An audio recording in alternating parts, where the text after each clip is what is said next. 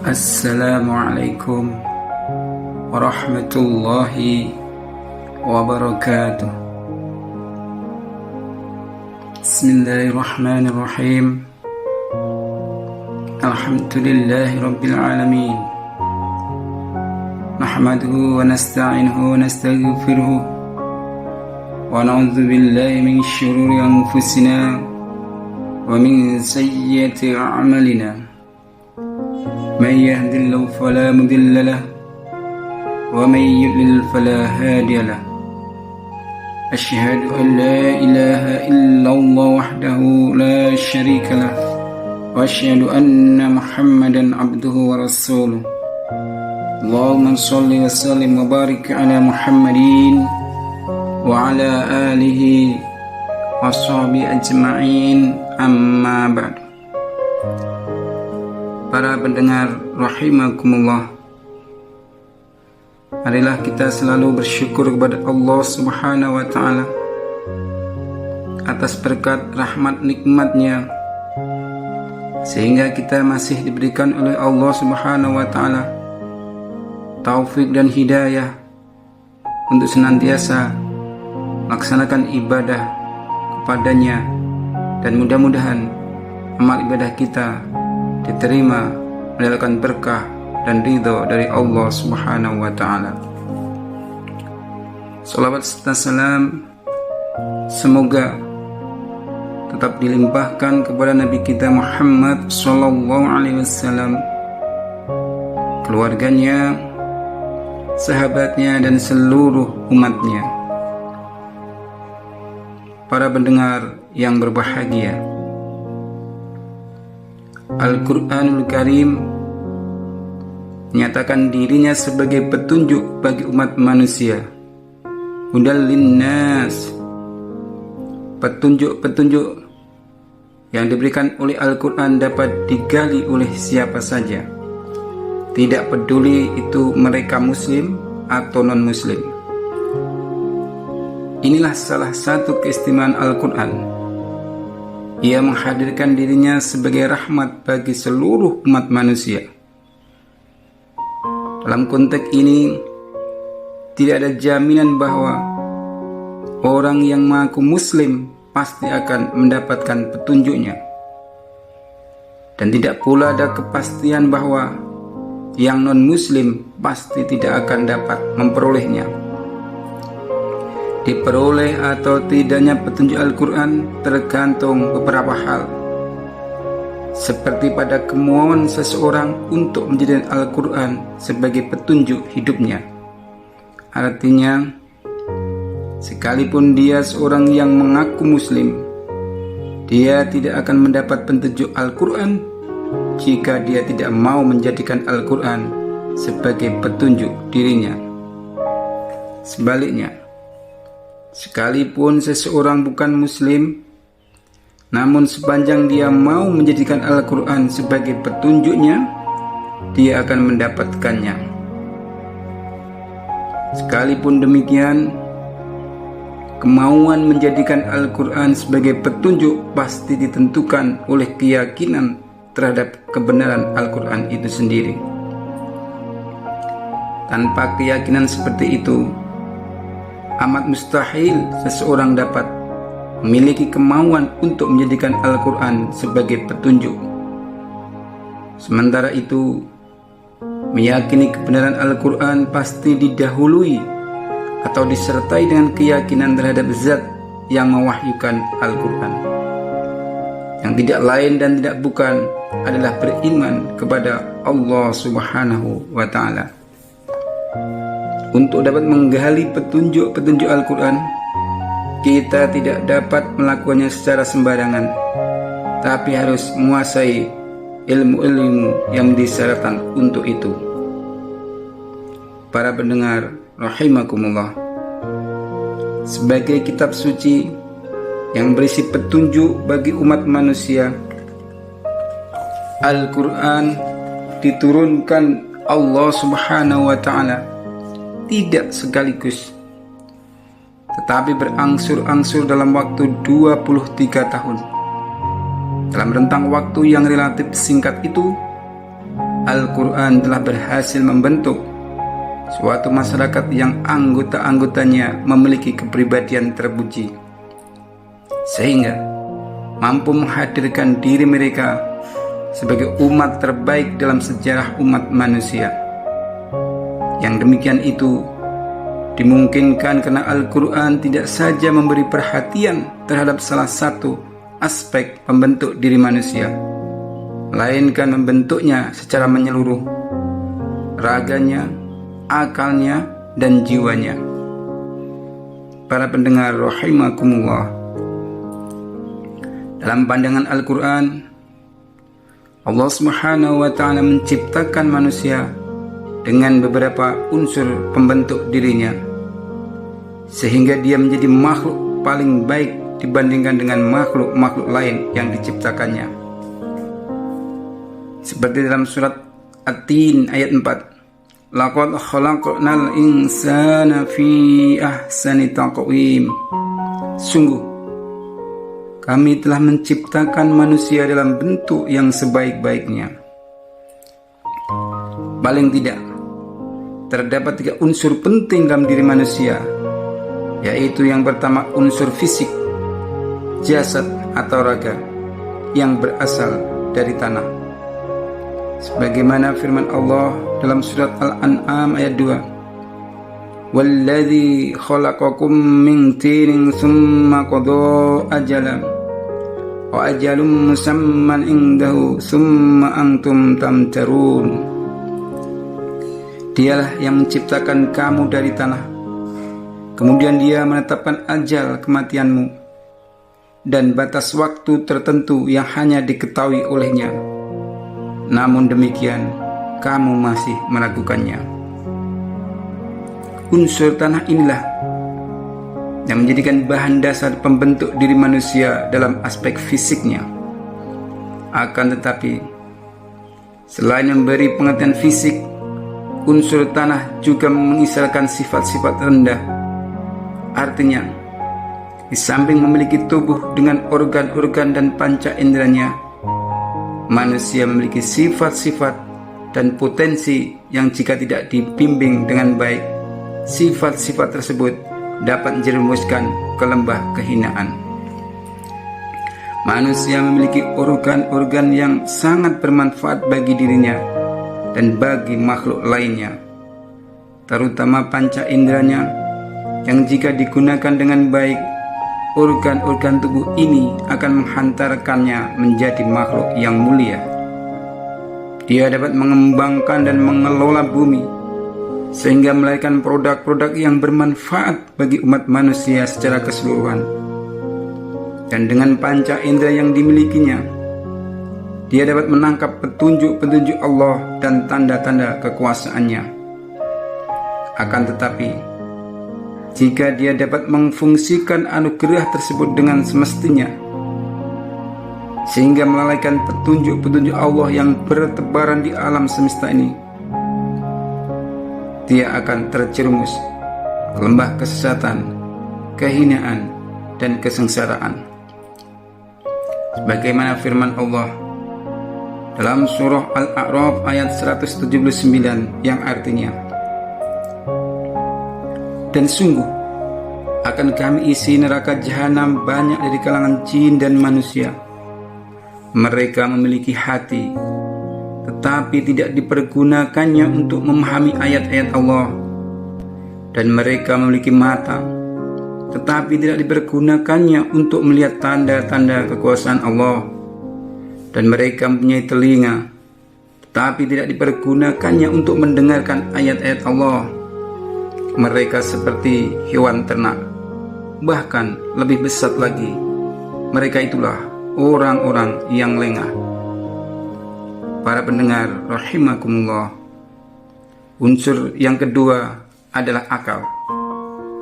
Unsur ini merupakan unsur yang tidak dimiliki oleh makhluk lainnya, yang dengan ini manusia menjadi makhluk yang mampu memikirkan sesuatu dan mengembangkannya, membedakan yang baik dari yang buruk, yang benar dari yang salah, dan seterusnya meningkatkan taraf hidup manusia menuju tingkat yang lebih baik.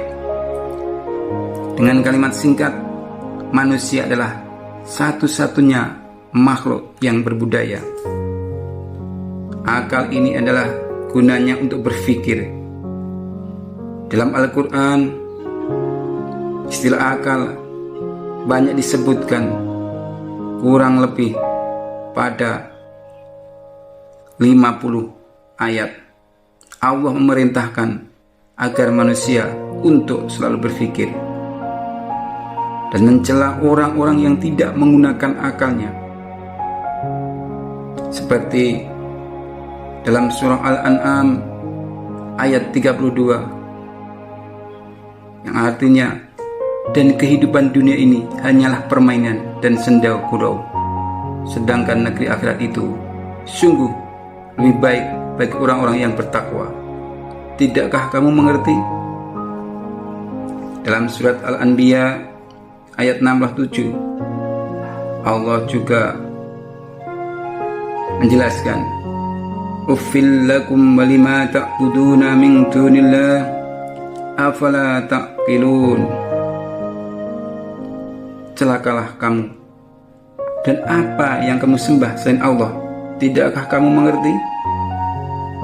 Seperti telah disebutkan lagi dalam surat Al-Mu'minun ayat 80, wa huwallazi yuhyi wa yumitu walau ikhtilaful laili wan nahar afala ta'qilun. Dan dialah yang menghidupkan dan mematikan, dan dialah yang mengatur pergantian malam dan siang. Tidakkah kamu mengerti? Para pendengar rahimakumullah, masih banyak sekali ayat Al-Quran yang memerintahkan manusia untuk berpikir, sehingga menjadi mengerti tentang berbagai hal.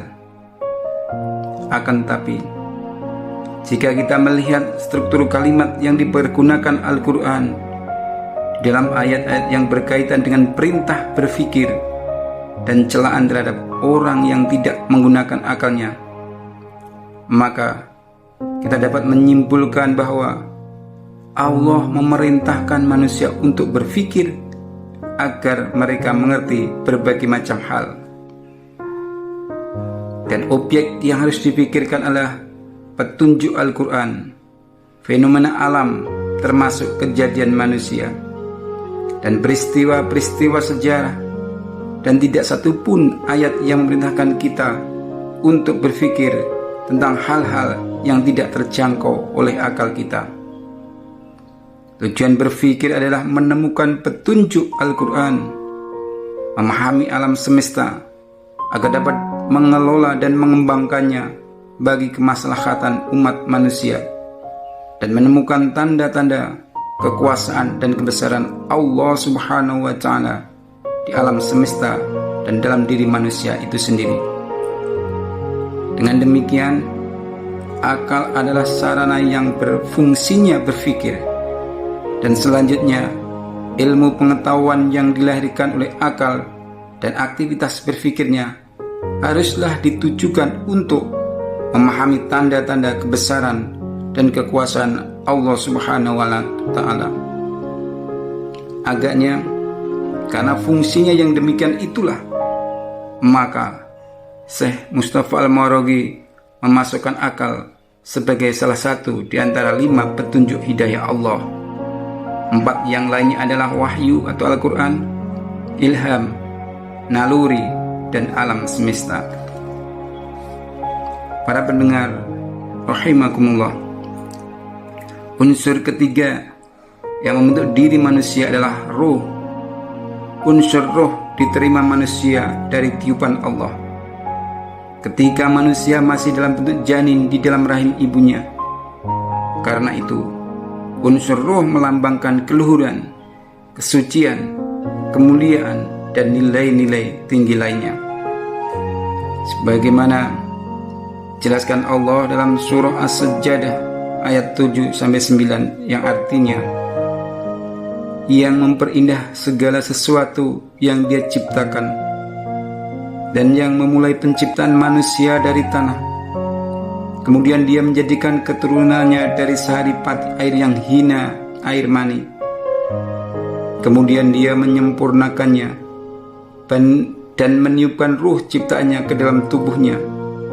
Dan dia menjadikan pendengaran, penglihatan dan hatimu. Tetapi sedikit sekali kamu bersyukur. Ayat ini menjelaskan bahwa Allah Subhanahu wa Ta'ala menciptakan manusia dari tanah, kemudian meniupkan ruh ke dalam tubuhnya. Jika unsur tanah memberi bentuk jasmani atau jasad pada manusia, maka ruh memberikan nilai-nilai rohaniyah kepadanya, yakni sifat-sifat tinggi, luhur dan mulia. Demikian luhur dan mulianya ruh ini sampai-sampai ketika ia ditiupkan ke dalam diri manusia, Allah pun memerintahkan para malaikat untuk bersujud kepadanya. Seperti yang dijelaskan Allah dalam surat Shad ayat 71 sampai 72. Idh qala rabbuka lil malaikati inni khaliqum basharam min tin fa idza sawaituhu wa nafakhtu fihi min ruhi wa qamu lahu sajidin. Ingatlah ketika Tuhanmu berfirman kepada malaikat, sesungguhnya aku akan menciptakan manusia dari tanah. Kemudian apabila aku telah sempurnakan kejadiannya dan aku tiupkan ruh ciptaanku kepadanya, maka tunduklah kamu dengan bersujud kepadanya. Demikianlah dalam diri manusia terdapat unsur dan potensi-potensi baik yang lazim disebut dengan unsur rohani, dan unsur-unsur buruk dan rendah yang biasa disebut dengan hawa nafsu. Maknanya adalah manusia mempunyai kemungkinan untuk menjadi baik dan kemungkinan untuk menjadi jahat. Seperti yang dijelaskan Allah dalam surah Al-Insan ayat 2 dan 3. Inna khalaqnal insana min nutfatin amsyaj nabtalihi faj'alnahu sami'an basira inna hadainahu sabila imma syakira wa imma kafura. Sungguh kami telah menciptakan manusia dari setetes mani yang bercampur, yang kami hendak mengujinya dengan perintah dan larangan. Karena itu kami jadikan dia mendengar dan melihat. Sungguh kami telah menunjukkan kepada jalan yang lurus. Ada yang bersyukur dan ada yang pula yang kufur. Para pendengar yang berbahagia, sebagai kitab suci yang berisi petunjuk bagi kehidupan manusia, Al-Quranul Karim memberikan perhatian kepada seluruh aspek kehidupan manusia. Ia menghendaki agar dalam kehidupannya manusia memiliki tujuan hidup yang benar, yang dengan itu sikap, perbuatan, dan interaksi mereka menjadi benar pula. Untuk itu, Al-Quran pertama-tama menegaskan konsep bahwa seluruh yang ada di alam semesta ini, tak terkecuali manusia, adalah makhluk ciptaan Allah Subhanahu wa Ta'ala. Adalah mustahil bahwa alam semesta yang luar biasa kompleks tapi sangat teratur ini bisa terjadi begitu saja tanpa ada yang menciptakannya. Adalah mustahil bahwa manusia yang memiliki akal yang cerdas dan demikian rumit struktur perwujudannya bisa terwujud tanpa ada yang menciptakan atau diciptakan oleh alam yang tidak berakal. Semuanya pasti ada yang menciptakan, dan pencipta itu adalah Allah Subhanahu wa Ta'ala. Karena itu Allah disebut Khaliq, Maha Pencipta, dan yang selain Allah disebut makhluk, sesuatu yang diciptakan. Dalam banyak ayat Al-Quran Allah menegaskan konsep yang sangat penting ini. Salah satunya dalam surah As-Sajdah ayat 4. Allahul ladzi khalaqas samawati wal ard wa ma bainahuma fi sittati ayyamin tsumma istawa 'alal 'arsy. Allah yang menciptakan langit dan bumi dan apa yang ada di antara keduanya dalam 6 masa. Kemudian dia bersemayam di atas arsy. Dalam surah Al-Furqan ayat 2, Allah juga menjelaskan, wa khalaqa kulla syai'in faqaddarahu taqdira, dan dia menciptakan segala sesuatu lalu menetapkan ukurannya dengan tepat. Adapun tentang penciptaan manusia, Allah Subhanahu wa taala berfirman dalam surah Al-Mu'minun ayat 115, afahasibtum annama khalaqnakum abasaw wa annakum ilaina la turja'un. Maka apakah kamu mengira bahwa kami menciptakan kamu main-main tanpa ada maksudnya, dan bahwa kamu tidak akan dikembalikannya kepada kami? Dengan demikian, segala sesuatu diciptakan Allah dengan tugas dan tujuan tertentu. Tugas manusia adalah beribadah kepada Allah, yakni melaksanakan perintahnya dan menjauhi larangannya, dan tujuannya adalah mendapatkan ridhonya, yang dengan semua itu dia dapat hidup bahagia di dunia dan selamat di akhirat nanti. Para pendengar yang berbahagia, oleh karena itu, agar manusia bisa memperoleh keselamatan, kebahagiaan tidak hanya di dunia ini, tetapi juga sampai di akhirat nanti, maka harus mau menjadikan Al-Quran sebagai petunjuk dalam hidup ini, seluruh aspek kehidupannya. Karena Islam telah mengatur aspek-aspek kehidupan. Seluruh kehidupan diatur oleh Islam untuk menuju jalan keselamatan, kedamaian, dan kebahagiaan dunia sampai akhirat nanti.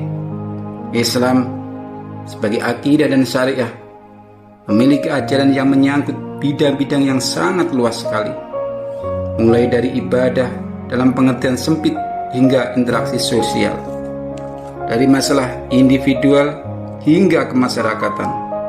Singkat kata, Islam adalah suatu sistem yang lengkap yang mencakup semua segi kehidupan.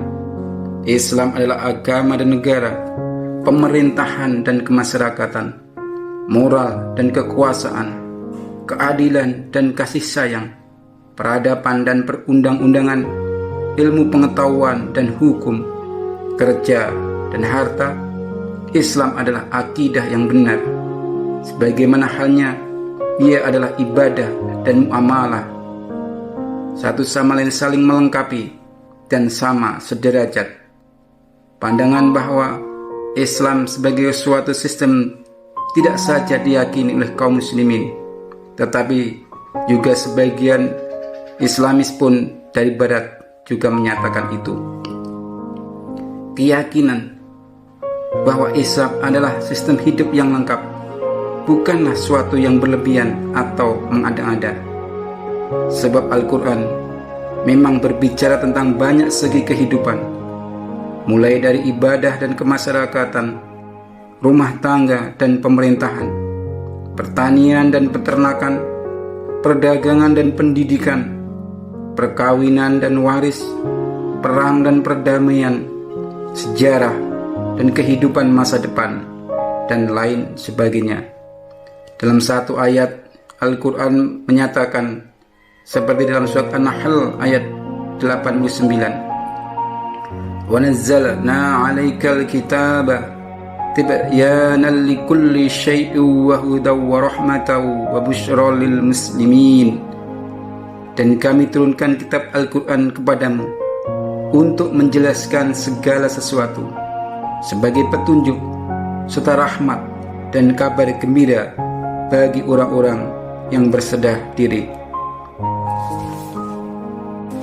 Para pendengar rahimakumullah, demikianlah yang bisa disampaikan pada kali ini. Mudah-mudahan kita bisa menjadikan Al-Quran sebagai petunjuk jalan kebenaran, sehingga kita menjadi orang yang akan selamat, bahagia di dunia ini, dan juga selamat dan bahagia di akhirat nanti. Kurang lebihnya mohon maaf. Wassalamualaikum warahmatullahi wabarakatuh.